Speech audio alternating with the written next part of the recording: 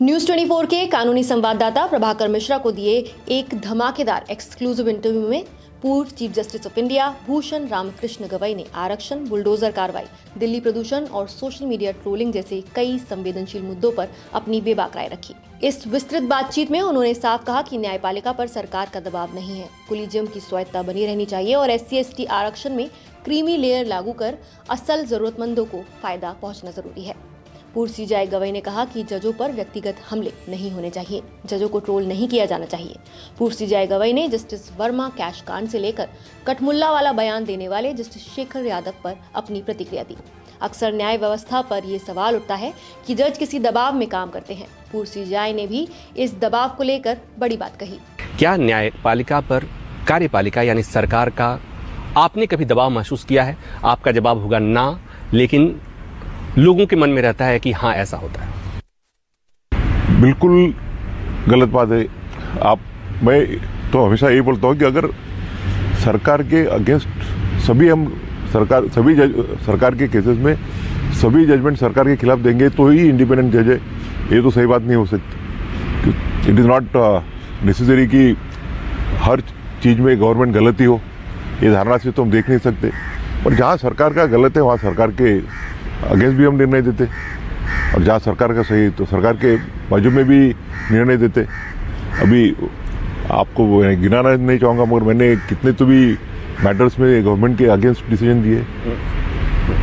अभी आपको तो जो हाई प्रोफाइल बेल मैटर्स खुद याद होंगे, एक दौर में यानी 3-4 कंटिन्यूस मेरे सीक्वेंस में ऑर्डर आए थे। इससे जुड़ा हुआ सवाल।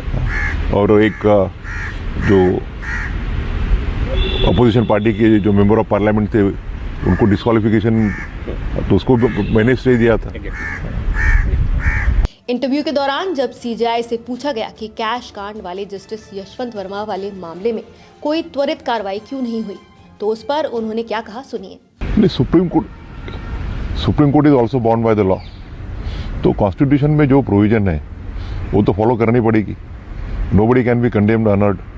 और सुप्रीम कोर्ट जजेस को कि अगर सुप्रीम कोर्ट जजेस या for that matter any even for high court जजेस अगर कुछ कार्रवाई करनी है तो कॉन्स्टिट्यूशन में जो प्रोविजन है उसी के तहत करनी पड़ेगी। और अगर समझो लगता है, पार्लियामेंट को लगता है या एग्जीक्यूटिव को लगता है कि ये प्रोविजन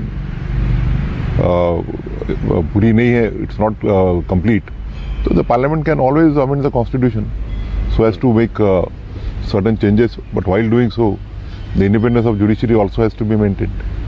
इलाहाबाद उच्च न्यायालय के न्यायमूर्ति शेखर कुमार यादव की कठमुल्ला वाली टिप्पणी ने पूरे देश में घमासान मचा दिया था, लेकिन उसके बाद भी उन पर कोई बड़ी कार्रवाई नहीं हुई।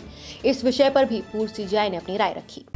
इसी से जुड़ा हुआ सवाल कि इलाहाबाद हाई कोर्ट के एक जज जिन्होंने संविधान के खिलाफ जाकर बयान दिया, मामला सुप्रीम कोर्ट के संज्ञान में आया, सुप्रीम कोर्ट के कोलिजियम ने इस पर विचार किया, ये बातें सार्वजनिक भी हुई, लेकिन लोग इंतजार करते रह गए और उस मामले में आगे क्या हुआ किसी को नहीं पता चला। सर, आपको नहीं लगता है कि इससे न्यायपालिका की जो गरिमा है उस पर असर पड़ता है?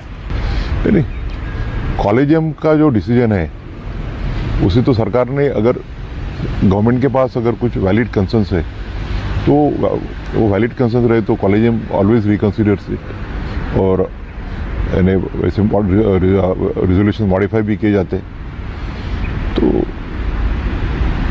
जो कॉलेजियम का डिसीजन था उसको सरकार ने तो मानना चाहिए। तो आपको लगता है कि उसमें कार्रवाई होनी चाहिए? कार्रवाई बिल्कुल होनी चाहिए, तो कॉलेजियम ने सोच समझ के डिसीजन लिया है। इस इंटरव्यू के दौरान पूर्व CJI ने अपनी जिंदगी, अपने रिटायरमेंट से जुड़े कई राज खोले। उन्होंने उन लोगों पर निशाना साधा जो जजों को उनके फैसलों की वजह से ट्रोल करते हैं। देखिए, हर एक का अपना अपना परसेप्शन रहता है।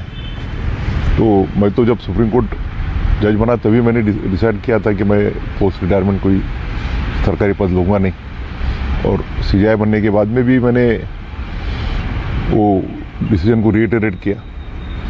मुझे लगता है कि वो अलग, फिर से अपना अपना परसेप्शन है। मैं ये नहीं कहता कि सभी ने ऐसा करना चाहिए। जजेस का अपना एक्सपीरियंस रहता है, इन्होंने इतने साल काम किया रहता है, उनका नॉलेज है, वो भी वैसा होना नहीं चाहिए।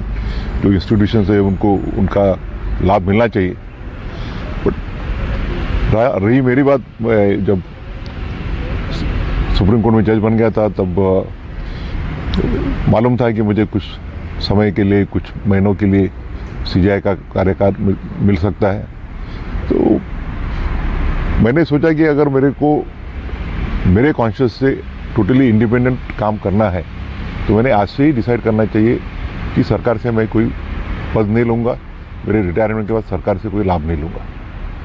इस तरह न्यूज 24 को दिया गया ये इंटरव्यू पूर्व सीजीआई बीआर गवई की न्यायिक सोच, संविधान के प्रति उनकी प्रतिबद्धता, आरक्षण, प्रदूषण, बुलडोजर, राजनीति, सोशल मीडिया और न्यायपालिका की गरिमा पर उनके स्पष्ट और कभी-कभी असहज कर देने वाले सवालों की एक विस्तृत झलक पेश करता है। नमस्कार, मैं हूं मानक गुप्ता।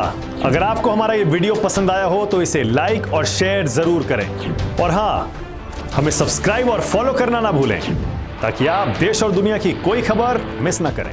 तो जुड़े रहिए हमारे साथ और देखते रहिए न्यूज़ 24।